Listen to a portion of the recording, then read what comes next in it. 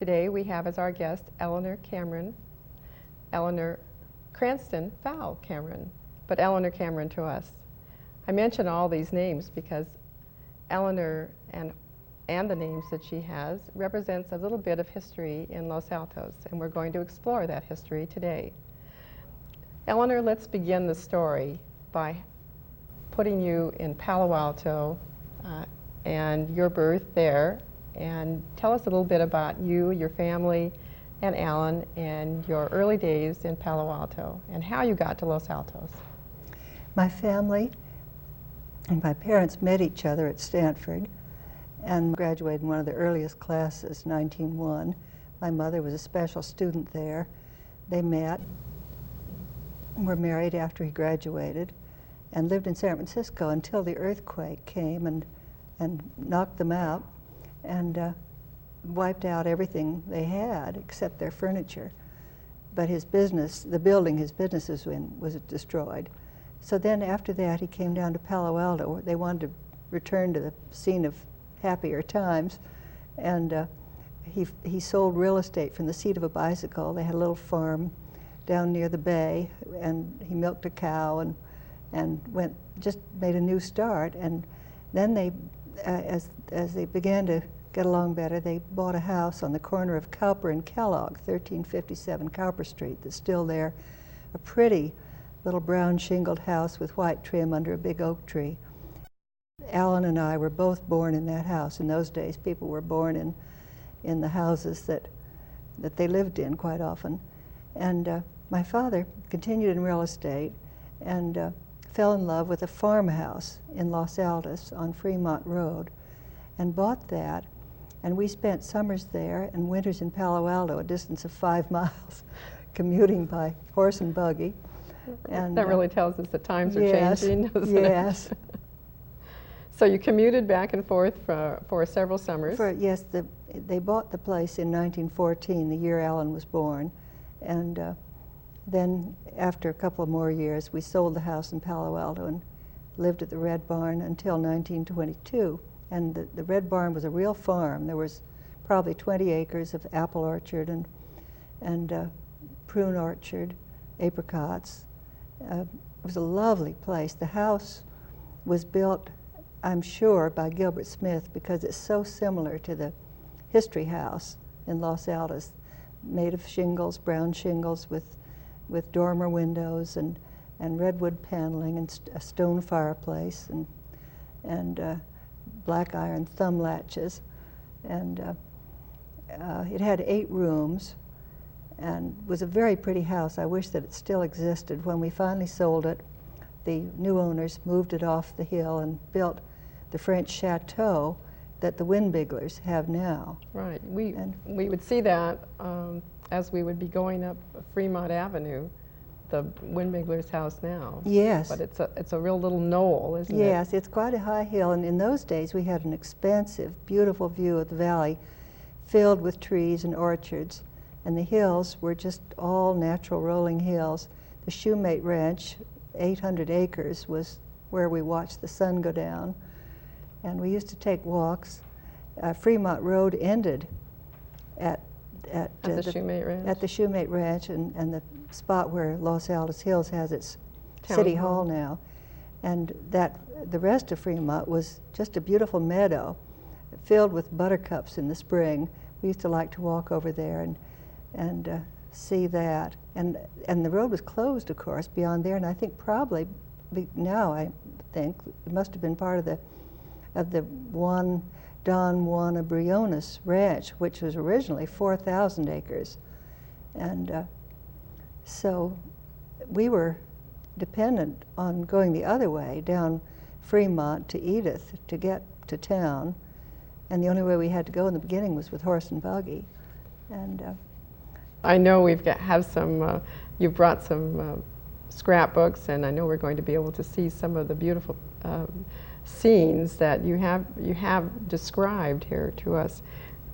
The horse and buggy story, as I recall, is kind of a fun one. You were fairly small, and your father was you were in the horse and buggy, and the car was coming along. And yes, my father and his partner had just bought our first car. They owned it jointly for the University Realty Company. And I was riding in the back of the buggy on one of the trips to town, and along came my father and his partner in the car. And the top was down, and he asked me if I'd like to ride in it, and of course I would. So I started to get out of the buggy, but they left the engine running, and the horse was terrified and panicked and suddenly took off, and I was thrown under the wheels and run over by the buggy. But it scared me more than it hurt me. I was black and blue for a few days. But it scared your parents also. Scared all of us. Right. Well, tell us then those beautiful days on the hill at the Red Barn, and from there you moved to another location in Los Altos. Yes, in 1922, my father fell in love with another place that was just a quarter of a mile away on Edith Avenue it was called the Whitehead Place, and it was bounded by Edith Avenue and the creek, which encircled it on two sides, and the what is now the Foothill Expressway, and the lovely old white house. Now the railroad tracks were running through at that time. Yes, weren't they? the train and the streetcar went by. And my father used to commute on the train to San Francisco, and I used to commute on the streetcar to Palo Alto to go to Castellea. So you could make an easy walk down your lane and on to Edith Avenue and then to the streetcar. Is that where you picked that up? Yes, I think it was. I had to do a lot of walking, and then along Embarcadero all the way to the school. So I walked miles in my youth, childhood. Must have been good for you. I think it probably was. Well, and you went to Castellea then. Well, I went to the Los Altos Grammar School first, as Alan did. Alan went there most of his scholastic years, although he did go to Castellea for kindergarten. They had boys in those days, although he still doesn't mention that. Not politically wise, I suppose. And at Castellea, well, at the grammar school, I was very happy. I loved the first grade. But my mother worried about me a lot. She was rather frail, and I guess she thought I was.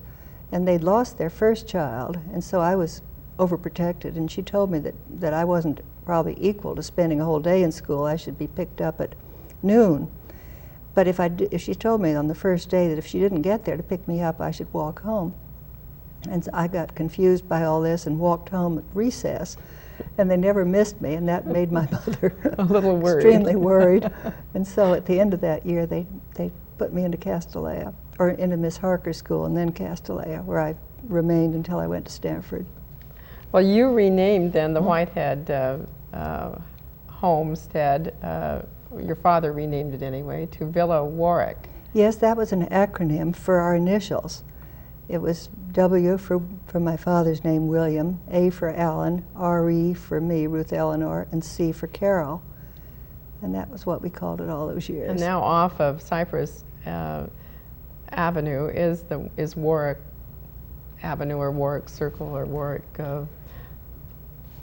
Place, Warwick or Way. Warwick Way, I guess it is. Anyway, I had liked that story. It's fun to hear about that. Life in Los Altos at Villa Warwick, you were a bit older. You were a little closer now to the train as it went by. You were surrounded by adobe creeks, and I suppose orchards were part of the landscape. Yes, it was still a beautiful, beautiful area. I know that in the early days we used to love to go for Sunday drives. That was the nicest thing we could do. And we'd drive all over the hills and look at the blossoms in the spring. And Then, and when we lived at Villa Warwick, we had horses, and Alan and I used to ride them over to Mountain View to get the horses shod at the blacksmith, something you can't imagine doing nowadays. No, you really can't. How long a time would that take you, do you suppose? I have no idea. We didn't have any sense of time in those days. A day or It's something. probably a day's project. Yes. Yeah. We'd wander around Mountain View while they were being shod. Well, of course, Adobe Creek was right there. You mentioned to me a story about Adobe Creek flooding and you being left without a way to town. That's true. When we lived at the Red Barn, we used to have fierce winter storms. I guess we still do, but we had less protection in those days. And I remember looking down from the hill in the wintertime when Adobe Creek would be flooded and there'd just be a great brown lake all over Edith Avenue. We couldn't get off of our hill for days sometimes. Then later on when we moved to Villa Warwick, the creek ran in the summertime until people started taking the water out for irrigation. So we dammed up the creek and had a great swimming hole, and there was a natural waterfall with a round pool, and steelhead would come up from the bay and be in the pool, and my family would fish in the pool. You said your dad loved to fish. He loved to fish. I like that story where you said it was a friend of yours that lived across the creek that used to... Yeah, my first romance, right. I was very smitten with an older boy, probably all of 16, who lived across the creek. And so when I discovered fish, I'd rush over and tell him that the fish were in the pool, and he'd get out his rod and then he'd come over and fish. That was always very exciting. And then one day your father found him there. Yeah. Was that? No, that was Alan's friend, Alan and Harry Dutton, who were great cronies and got into a great deal of mischief together. Harry also loved to fish, and one day my father had put on his fishing togs and his fishing creel and everything, and went down to the pool, went through the brush to the pool to fish, and there was Harry already fishing the pool. And my father was very annoyed at him, and Harry, who was very sassy, asked him if he thought he owned the creek, and there was great coolness for a little while. Right. I think we still have those kinds of fights. You know, Los Altos used to be called Banks and Braes, and maybe I think that's they changed it then to Los Altos, but early when they were first the railroads were first through here, they were described it that way, and you had some kind of interesting comments on why you thought that was the name that they first originally came up with for Los Altos. Well, I remember the town when we first lived there just consisted of 2 or 3 stores along Main Street. So probably the town was so tiny, with the first homes too along Orange Avenue and University Avenue, that they thought of it as a town along creeks and meadows, and so they thought of calling it Banks and Braes.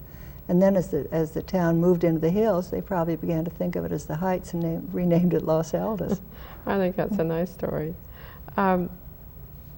What do you remember about the town as you were growing up and living in Villa Warwick? Some of the landmarks that there's still a few around that you probably remember. I remember we could walk to town quite easily, which we mostly did. Remember going in the little hardware store and buying my first knife, going to the bank and depositing $1 and having my first bank account. There was only 3 or 4 or 5 buildings in those days. Grocery store, post office was all. And you thought perhaps your father had at least had his car fixed at Ramsey's garage. I'm sure he did. On State and First Street. And there were hitching posts in front of the stores. We could ride down on horseback and tie up a horse in front of the stores. Those were great days. Yes. Max Tea Room, was that there at that time? No, I don't remember Max Tea Room. Well, what about and of course there was just one church in Los Altos, I guess, the Union Church. Yes, that's right, the Union Church. I think it was multi-denominational. We used to go there, and later on, Reverend Landals married me and Jack Fowle when we were married. Although we were married at Villa Warwick, he officiated. And later on, that led to the Congregational Church being built. And I married my second husband in the Congregational Church. It was a nice strain of history. That's why I mentioned all those names really do have a meaning. What about I think it was a tennis court story that we were talking about? earlier. Well, Alan had boundless energy then as now, and many endearing but some obnoxious traits. He loved to tease me, especially when I began to be interested in boys. And I remember that I began to have boys come over and play tennis with me. And I was very excited about my first real date, which was of that sort. And Alan and Junior Dutton cooked up a plan to foil this, because they thought the boy was rather stuck up. So when we went out to play tennis, we found that they had put the family cow on the tennis court. And we couldn't get it off. We tried to shoo it out the gate, and it wouldn't go. It ran around bellowing and making a mess. And my friend was red-faced with embarrassment, and I was in tears, while Alan and Junior were hiding in the bushes, chuckling or something, laughing themselves into hysterics. Well, that fellow didn't become your husband, but you did go on to marry in 1929 to John Fowle. Yes. You'd met John when you were going to Castellet. Yes, later on when I was in high school there. Yes. And then you and John, or Jack, as I guess he was called by some anyway, moved on to Oakland, and then back to Los Altos in 1942? Yes, during the war, right after Pearl Harbor. He was an engineer, and he got a job designing a diesel engine for the Navy for Joshua Hendy Iron Works in Sunnyvale. So we came back and rented the Teelet house for a year, and then they decided to return. So we looked around, and my father found a place for us to buy, the Easenberg place. And we were very tempted because it had a swimming pool and was another lovely hill over on Fremont Road. Your father liked him. Yeah. We got the whole place for just a song. We could have gotten all of Esther Clark Park for $10,000, but we didn't have it. As so often happens. And we're still living in that place that was formerly the Easenbergs on Old Trace Road. Love it. It was still some of the original oak trees that probably were there for hundreds of years. It's a beautiful spot. I visited. Now there was also a airfield or airstrip near that area too. Yes, that was that was Esther Clark Park. Rudolph Easenberg had a hangar in a grove of eucalyptus trees there, and he used to land his plane in the field. In the field there. Yes. I suppose that would not be acceptable today, but in the middle of the neighborhood. In the middle of the neighborhood, there'd probably be some ordinance or something that would prohibit that. But it's fun to think back on landing a little field, or little plane there in the field. Now, your father-in-law, Arthur Fowle, he was an active person in the Los Altos Hills area, and he was, I guess, a partner in contributing to the Los Altos Hills Council property, or the town hall, I should say. Yes, he had a dream of having a ranch in Los Altos, and or in California. He'd worked in Mexico for some years, and then he was one of the founders of the Libby Owens Ford Glass Company, and always wanted to retire. And so I think when he was 50, he retired, and they looked all over and finally bought 30 acres of what had originally been the Shoemate Ranch. Which we talked about earlier. Yes. An old farmer, Mr. Fauner, had a farm somewhere there in the middle of it, and Arthur Fowle bought the land from Mr. Fauner and moved his house off, where it still is on Fremont Road, and built a Spanish house there that's still there today, a very pretty house that the Penders have now. Oh, there's a lot of history that's still existing, which is kind of fun. Interesting old houses. Well, you lived for 54 years with John Fowle. Yes. And then after he died, you were very fortunate to be able to marry Mr. Cameron. Yes. And again, a fellow of Scottish background and a Stanford grad. Yes.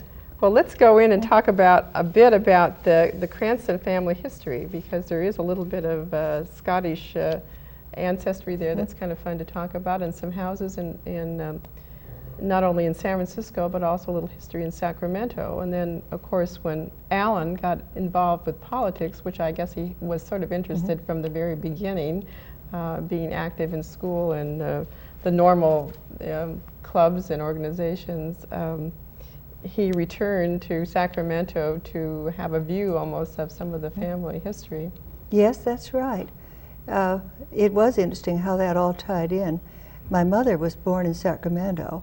Her father was a doctor, and he was a very prominent doctor, so I wonder if he wasn't a doctor to the Stanfords and other members of the Big Four that lived there, because they were contemporaneous. He was president of the State Homeopathic Society, which became the California Medical Society later. And he was politically oriented and ran for the state senate, although he didn't make it. And so when my mother lived in a house in the same block as the Lincoln Steffens family.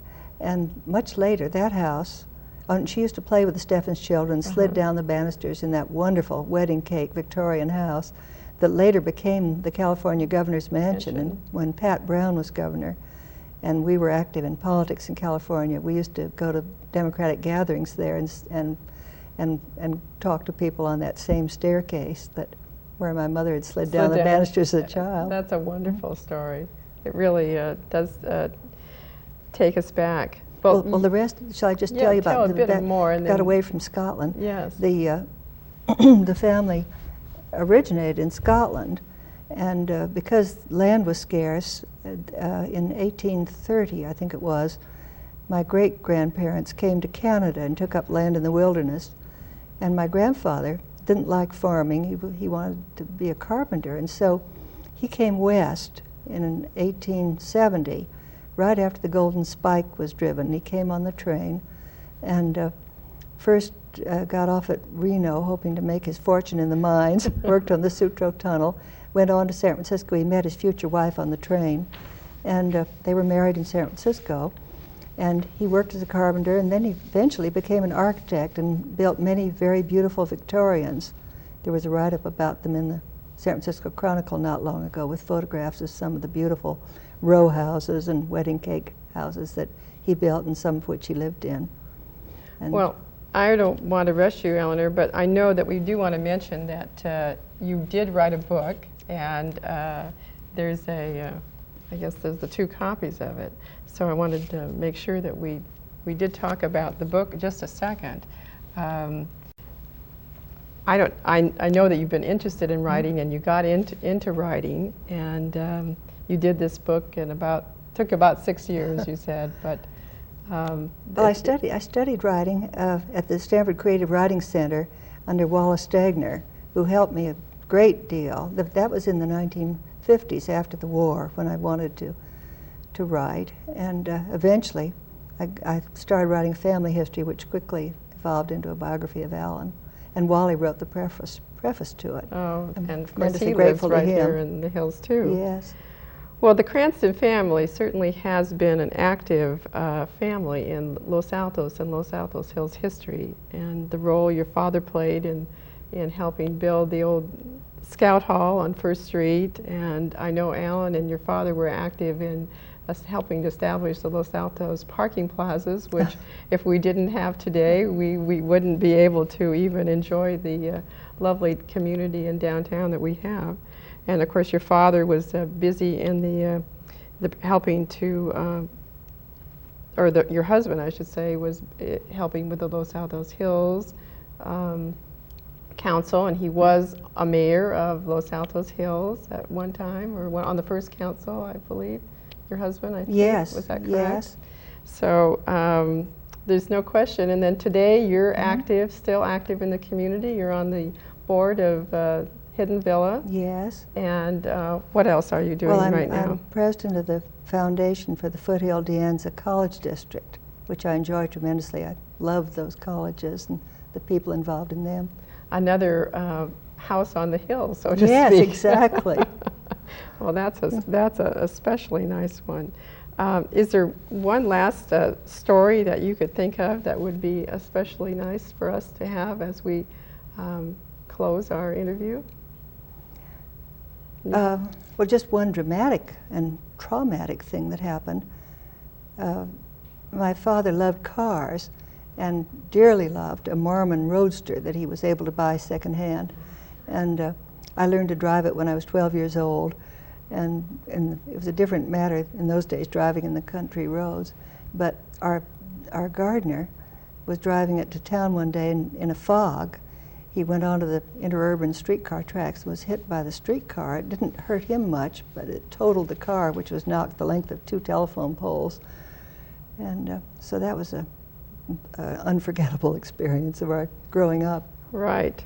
Now, Alan went away, of course, and got involved in politics, but he too came back and built a house here in Los Altos. He built a house on Hilltop Drive with his own hands and the help of Mel Hawley and Ralph Raymond. Mel Hawley is practicing law in Los Altos now, lives in the hills. Yes. And then Alan built the house and lived there until he was elected controller in 1958, and that was when he moved to Sacramento. And hasn't really returned too many times No, since. no, unfortunately. Well, he gave you a lot of help, of course, writing the book. And yes. I'm sure that he has many fond memories of the Banks and Braes community that yes. that we all do. I think his dream would eventually be to live here again. He did love it. Oh, he's going to have to find a house on the hill. Yes. I suppose there's some left. We certainly have enjoyed a lot of your stories, and I know you have many more there to tell us. And we will, of course, be interested in looking more at the photos of your younger days, looking at when I know there were some wonderful ones in the album of you and your mother, and I think it was Alan and your mother too, as a young child. And you've kept some wonderful pictures of the history of your family. Well, I have some more recent pictures too. Visits from Alan and his son Kim Cranston and Kim's friend, movie star Shelley Duvall, have added to the excitement of recent days. And here, my husband Don Cameron, who worked in motion pictures and television most of his life as a writer and producer. Here he was working in London for MGM in 1937 and was on his way to be best man in Burke Knapp's wedding. Our children, Michael and Linda Fowle, grew up in the 1940s in much the same country surroundings as Alan and I had had a couple of decades earlier. Los Altos then was still mostly unchanged. Alan has always loved animals, and one of my father's efforts at photographing the family devolved into a fight between Alan and me over who could hold the family cat. In the first picture, I have the cat and Alan is broken-hearted. In the second, he has the cat, but it's too late to stop his tears. My determined father snapped the picture anyway. You've kept some wonderful pictures of the history of your family and have had seems to me, a marvelous time cataloging all this and have continued to stay so busy. I can't believe how lyrical and how beautiful you describe the early days of the Los Altos, but I suppose we all think of that in our lifetime as a very pleasant time when we're young and we can spend the whole day riding our horse to Mountain View or living in Los Altos for the summertime, or playing in Adobe Creek, or fishing. Can you imagine fish in Adobe Creek today? They wouldn't know what to do. But we're really very grateful for you being here with us tonight and sharing some of your memories of Los Altos. Thank you. I loved being here. Our guest tonight has been Eleanor Cranston Cameron, and you've been watching Los Altos History. Good night.